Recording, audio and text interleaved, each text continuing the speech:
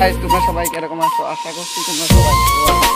এখন আমরা যাচ্ছি রাস্তা দিকে যাচ্ছি। সামনে দেখো আমি তোমার প্রেমে পড়ে দুনিয়া ভুলে গেছি। ফাইনালি গাইস আমি হাসি আমি দেখতে ভালোবাসি।